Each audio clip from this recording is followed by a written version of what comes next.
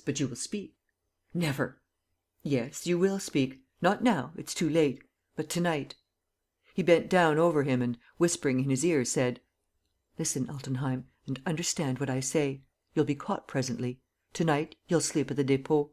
That is fatal, irrevocable. I myself can do nothing to prevent it now. And to morrow they will take you to the Santé and, later, you know where. Well, I'm giving you one more chance of safety. To night, you understand, I shall come to your cell at the Dépôt and you shall tell me where Geneviève is. 2 hours later, if you have told the truth, you shall be free. If not, it means that you don't attach much value to your head." The other made no reply. Sernine stood up and listened. There was a great crash overhead. The entrance door yielded. Footsteps beat the flags of the hall and the floor of the drawing room. M. Weber and his men were searching. "Good bye, baron. Think it over until this evening. The prison cell is a good counsellor." He pushed his prisoner aside, so as to uncover the trap door, and lifted it. As he expected, there was no longer any one below on the steps of the staircase. He went down, taking care to leave the trap door open behind him, as though he meant to come back. There were 20 steps, at the bottom of which began the passage through which M. Lenormand and Gourel had come in the opposite direction. He entered it and gave an exclamation. He thought he felt somebody's presence there. He lit his pocket lantern. The passage was empty. Then he cocked his revolver and said aloud: "All right, I'm going to fire." No reply. Not a sound. "It's an illusion, no doubt," he thought. "That creature is becoming an obsession. Come, if I want to pull off my stroke and win the game, I must hurry. The hole in which I hid the parcel of clothes is not far off. I shall take the parcel and the trick is done. And what a trick! One of Lupin's best." He came to a door that stood open and at once stopped. To the right was an excavation, the one which M. Lenormand had made to escape from the rising water. He stooped and threw his light into the opening. "Oh!" he said, with a start. "No, it's not possible. Doudeville must have pushed the parcel farther along."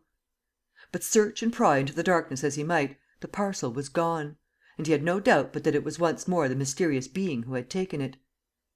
What a pity! The thing was so neatly arranged. The adventure would have resumed its natural course and I should have achieved my aim with greater certainty. As it is, I must push along as fast as I can. Doudeville is at the Pavillon Hortense. My retreat is ensured. No more nonsense. I must hurry and set things straight again, if I can. And we'll attend to him afterward. Oh, he'd better keep clear of my claws, that one!" But an exclamation of stupor escaped his lips. He had come to the other door; and this door, the last before the garden house, was shut. He flung himself upon it. What was the good? What could he do? "This time," he muttered, "I'm badly done." And, seized with a sort of lassitude, he sat down.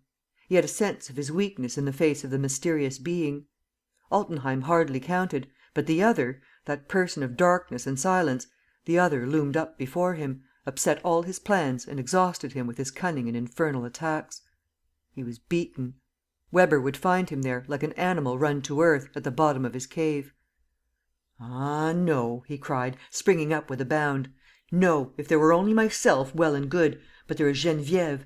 Geneviève who must be saved to night. After all, the game is not yet lost. If the other one vanished just now, it proves that there is a second outlet somewhere near.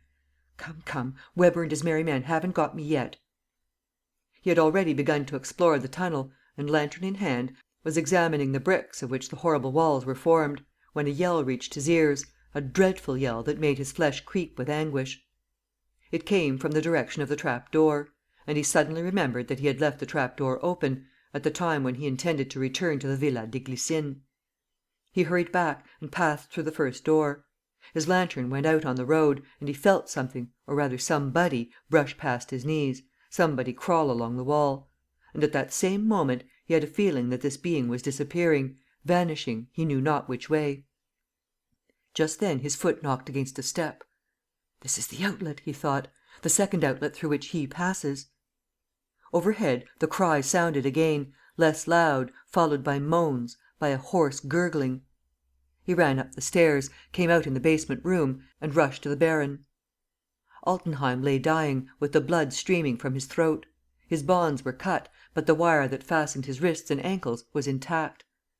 His accomplice, being unable to release him, had cut his throat. Sernine gazed upon the sight with horror. An icy perspiration covered his whole body.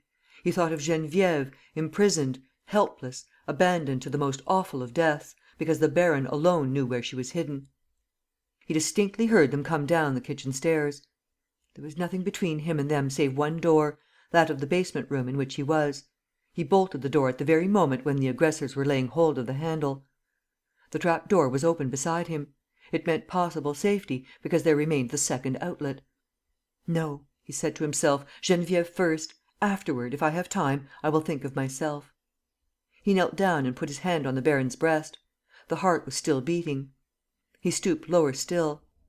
"You can hear me, can't you?" The eyelids flickered feebly. The dying man was just breathing. Was there anything to be obtained from this faint semblance of life? The policemen were attacking the door, the last rampart. Sernine whispered: "I will save you. I have infallible remedies. One word only: Geneviève." It was as though this word of hope revived the man's strength. Altenheim tried to utter articulate sounds. "Answer," said Sernine, persisting. "Answer, and I will save you. Answer. It means your life to day, your liberty to morrow. Answer." The door shook under the blows that rained upon it. The baron gasped out unintelligible syllables. Leaning over him, affrighted, straining all his energy, all his will to the utmost, Sernine panted with anguish. He no longer gave a thought to the policeman, his inevitable capture, prison, but Geneviève, Geneviève dying of hunger, whom one word from that villain could set free. "Answer! You must!" He ordered and entreated by turns.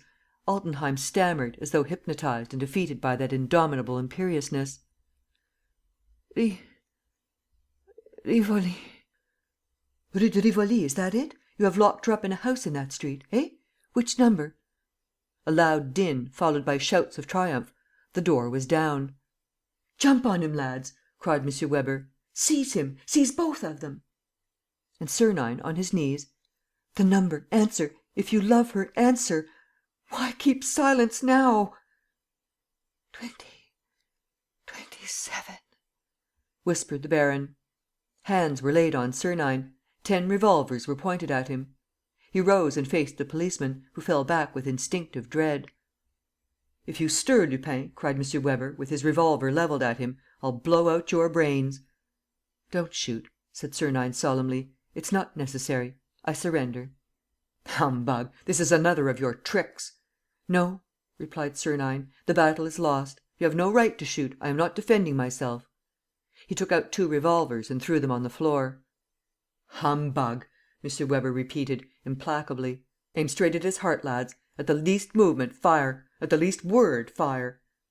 There were 10 men there. He placed 5 more in position. He pointed their 15 right arms at the mark. And, raging, shaking with joy and fear, he snarled: "At his heart! At his head! And no pity! If he stirs, if he speaks, shoot him where he stands!" Sernine smiled, impassively, with his hands in his pockets. Death was there, waiting for him, at 2 inches from his chest, at 2 inches from his temples. 15 fingers were curled round the triggers. "Ha!" chuckled M. Weber. "This is nice. This is very nice. And I think that this time we've scored. And it's a nasty lookout for you, Master Lupin." He made one of his men draw back the shutters of a large air-hole, which admitted a sudden burst of daylight, and he turned toward Altenheim. But, to his great amazement, the baron, whom he thought dead, opened his eyes, glazed, awful eyes, already filled with all the signs of the coming dissolution. He stared at M. Weber. Then he seemed to look for somebody and, catching sight of Sernine, had a convulsion of anger. He seemed to be waking from his torpor; and his suddenly reviving hatred restored a part of his strength. He raised himself on his 2 wrists and tried to speak. "You know him, eh?" asked M. Weber. "Yes." "It's Lupin, isn't it?" "Yes, Lupin." Sernine, still smiling, listened. "Heavens, how I'm amusing myself!" he declared. "Have you anything more to say?" asked M. Weber, who saw the baron's lips making desperate attempts to move. "Yes." "About M. Lenormand, perhaps?" "Yes." "Have you shut him up? Where? Answer." With all his heaving body, with all his tense glance, Altenheim pointed to a cupboard in the corner of the room. "There, he said. "Ah, we're